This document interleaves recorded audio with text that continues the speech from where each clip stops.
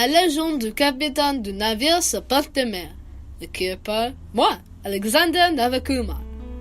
Aujourd'hui, je vais vous raconter comment le capitaine Jivesh est devenu le capitaine du navire hanté de Serpent de mer. Mais l'histoire commence avec son équipage. Son équipage a aimé le capitaine. Il était courageux, fort, intelligent et surtout gentil. Cependant, un jour, le bateau a navigué dans la boulade et ils ont entendu chanter. C'était une femme. Mais il n'y avait pas de femme sur le bateau. Timothy, le garçon de cabine, qui ressemblait à un petit frère de tout l'équipage, a regardé sur le bord du navire et a vu une silhouette dans l'eau. En regardant, il vit que la belle sirène était la raison des mauvaises musiques. Elle a chanté et il voulait sauter du bateau pour la voir. Le capitaine Jivesh lui a dit d'attendre, mais il était trop tard. Timothy avait déjà sauté du bateau dans l'eau et avait été entraîné par la sirène. Ainsi, la sirène conduisait le pauvre Tim à sa mort. L'équipage était inquiet après cette épreuve.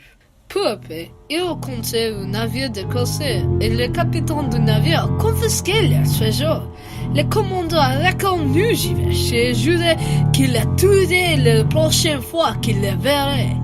Il était juste besoin d'un mot de son ponton.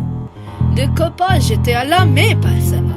Alors, parce qu'ils voulaient protéger le capitaine, ils ont simulé un mutinerie et l'ont jeté à la mer. Mais le capitaine était en sécurité et a atterri dans un bateau de sauvetage. Le manœuvre a fonctionné et le commandant a été ravi et a laissé l'équipage partir sans problème.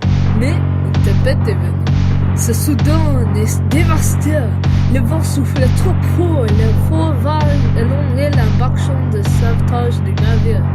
Le petit bateau ne pouvait pas supporter les conditions difficiles et a chaviré. Se retourné, le capitaine est tombé à l'eau. Au bout d'un moment, la tempête s'est arrêtée et son corps s'est arrivé sur la côte du Nil. Mais heureusement, une sorcière l'a vu et l'a sauvé avec sa magie. Mais elle ne l'a pas fait gratuitement. Tout ce qu'elle voulait, c'était de sauter sur l'eau dans son bateau. Il devait trouver son bateau, et la sorcière qui en savait plus qu'elle semblait, lui avait dit de regarder à l'intérieur de la mer. Finalement, il a trouvé son navire coulé, entouré d'une serpente de mer endormie.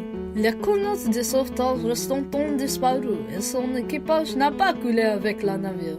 D'une voix retentissante, il a réveillé la serpente de mer et a demandé le retour de son bateau. La serpente s'est réveillée et a écouté le récit du capitaine du pirate morte-vivante et hocha la tête. Mais sa serpente possédait de la magie aussi. Comme médiquait la serpente de mer et un quel noir a nagé autour du naufrage, se transformant en un nuage noir dans l'eau trouble, puis a fusionné avec le naufrage, transformant le navire brisé coulé en bois en un élégant vaisseau noir qui brillante comme s'il était vivant.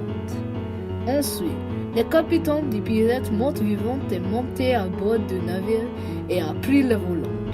Le navire s'est élevé au-dessus de l'eau. Ainsi, la sorcière était heureuse et a monté à bord du vaisseau mystique.